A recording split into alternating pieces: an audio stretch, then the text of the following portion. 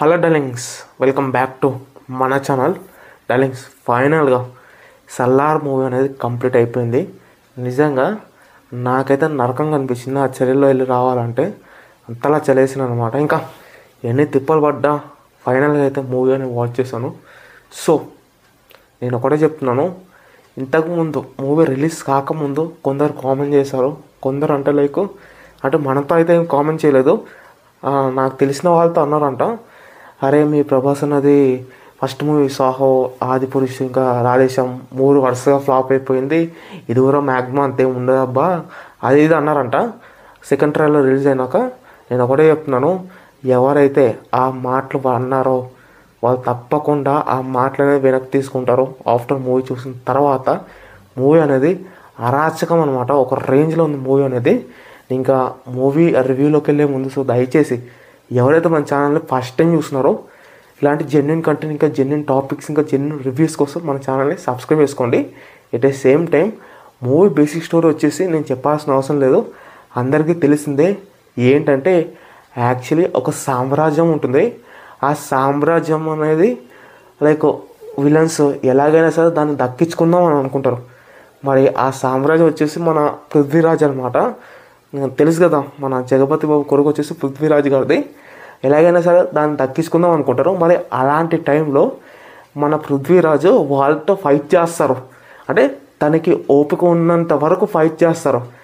At the same time ఒక టైంలో తనకి ఓపిక అనేది నశిస్తుంది. అలాంటి టైంలోనే తన క్లోజ్ అయిన బెస్ట్ ఫ్రెండ్ మన సల్లార్ అంటే మన దేవని పిలుస్తారనమాట. మరి పిలిచిన తర్వాత మన ప్రభాస్ వాళ్ళని ఎలా నాశనం చేస్తారో ఏంటి ఇదంతా కంప్లీట్గా మీరు మూవీలో చూస్తారు. కట్ చేస్తే ఫస్ట్ హాఫ్లో ఉన్నాయి భయ్యా, లైక్ అంటే ప్రభాస్ అన్న ఎంట్రీ కొంచెం లేట్ అవుద్ది.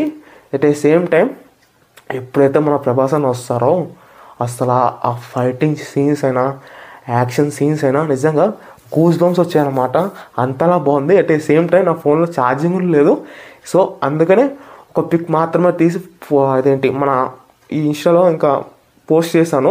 మళ్ళీ నేను ఫ్రెండ్స్తో 7:45 షోకి వెళ్తాను, అప్పుడు తీస్తాను అన్నమాట. లైక్ ఇంకా ఏదైతే ఫస్ట్ హాఫ్లో ఎలివేషన్స్ ఒక రేంజ్లో ఉన్నాయి, ఎట్ ద సేమ్ టైం మన ప్రశాంత్ నీల్ టేకింగ్ అనేది ఎక్స్ట్రాడినరీగా ఉంది.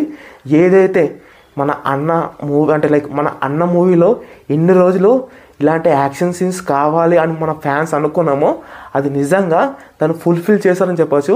ఫస్ట్ హాఫ్ ఓకే అనుకుంటే సెకండ్ హాఫ్ టోటల్లీ ఎమోషన్ అనమాట.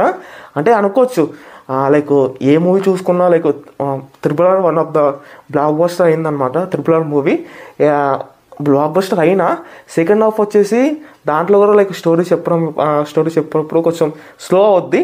ఎట్ ద సేమ్ టైం ఈ మూవీలో కూడా లైక్ ఏదైతే సెకండ్ హాఫ్ ఎమోషన్ ఉంటుందో ఇంకా స్టోరీ ఉంటుందో కొద్ది వరకు కొంచెం స్లో అయింది.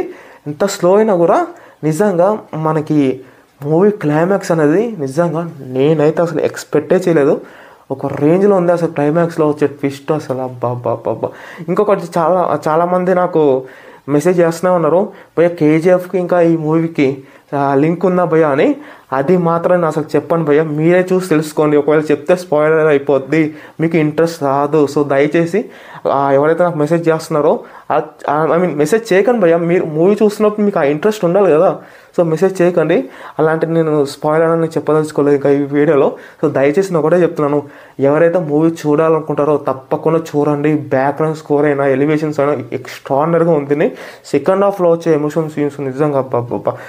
లాస్ట్కి క్లైమాక్స్కి అంటే సెకండ్ ట్రైలర్లోనే చెప్పేశారు, బెస్ట్ ఫ్రెండ్స్ అయినా వీళ్ళిద్దరు మన పృథ్వీరాజ్ గారు ఇంకా ప్రభాస్ గారు వీళ్ళిద్దరూ భద్ర శత్రువులు అవుతే కనుక ఎలా ఉంటుంది ఏంటి అనేదే సెకండ్ పార్ట్ అన్నమాట.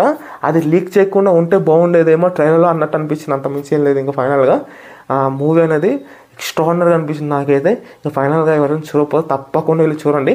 ఒకవేళ మీరు చూస్తే కనుక మూవీ మీకు ఎలా అనిపించింది అంటే కింద కామెంట్ సెక్షన్లో మెన్షన్ చేయండి. ఇంకా ఫైనల్గా ఇది గైస్, ఇంకా ఇవాళ మన రివ్యూ వచ్చేసి జై ప్రభాస్.